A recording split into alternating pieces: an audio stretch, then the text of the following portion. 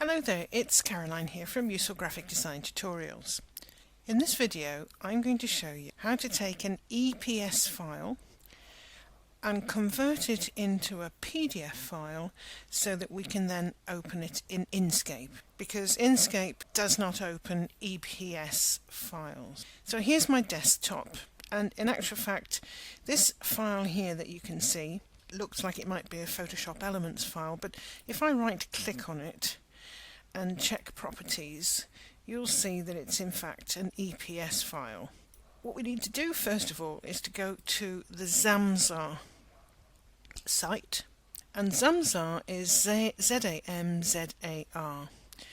and it's one of these sites. Again, it's free, so it's supported by ads, so sometimes there can be some funny things on here.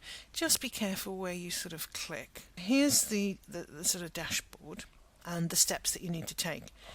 First thing to do is select the file that you want. So I'm going to click on Choose File, and I've saved mine to my desktop because it just makes it easier. And here's the file we were talking about. So double click on that. That then takes us to step 2. Choose the format you want to convert it to, and we're going to convert it to the PDF file. And the reason for that is that you can see how a PDF is brought into Inkscape.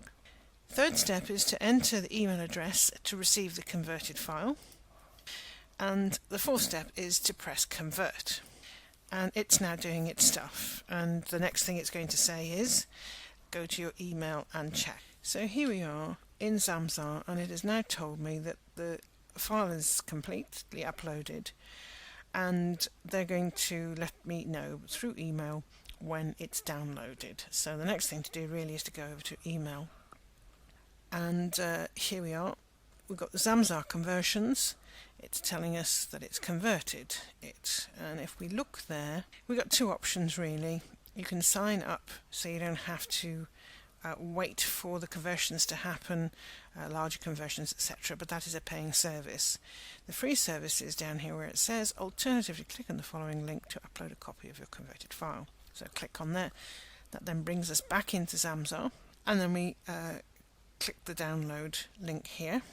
So I'm going to download it to the desktop again. Animals01 is the name, and okay, do you want to replace it? Yes, let's do that. Right, so that now is the conversion from EPS to PDF. I've got Inkscape open here, and now all I'm going to do is to bring in that file and show you what happens. So go to File and Import, and we're on the desktop here, and here's the Animals01 file, so double click on that. A couple of things to say here. That came in quite quickly. Depends on your computer, depends on how old it is, how many things you've got on it. It may take a little while to do that, because what's happening is Inkscape is basically bringing that file in, and it may not be immediate. It also depends on the complexity of the file that you're bringing in. So if it doesn't do anything, then give it a little bit of time. The other thing to say is that where you're using a landscape format, Zamzar seems to sort of chop off half of it. I haven't done any extensive testing on that, but just be aware of that. So now it's saying, do you want to import this PDF file? Yes, I don't touch any of these settings here. So click OK. And here we have this file. Now, what we've got to do here is to ungroup all of these layers in effect. And the easiest way to do that is grab hold of your mouse and hold it down and just lasso it. Just make sure you've got it all there. And then go to the Ungroup selection at the top here. Now again, depending on how many you've got in there, how many layers there are, the complexity of the photo, what Inkscape is doing now, it's unwrapping, if you like, all of those layers. And I found that depends on your computer, how much stuff you've got on it. You may have to do it a couple of times by the time it sort of ungroups, or just give it time to do that. It didn't actually take very long, but there's nothing worse than just looking at a screen where nothing's happening. So what's happened here is it's unwrapped all of the layers, including this white background.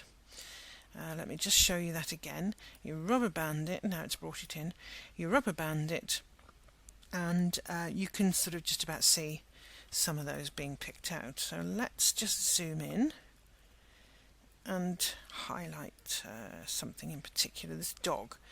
Let's again rubber band it and move it down here, out of the way a little bit. And let's see, let's change that area there, which is obviously the same colour as this here.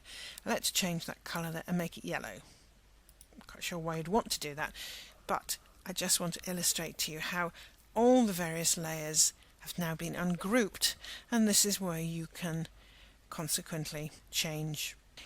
And that's really how you take an EPS file and bring it into Inkscape. You convert it using something like Zamzar. I've used Zamzar because I know it works. There's probably plenty of others out there as well.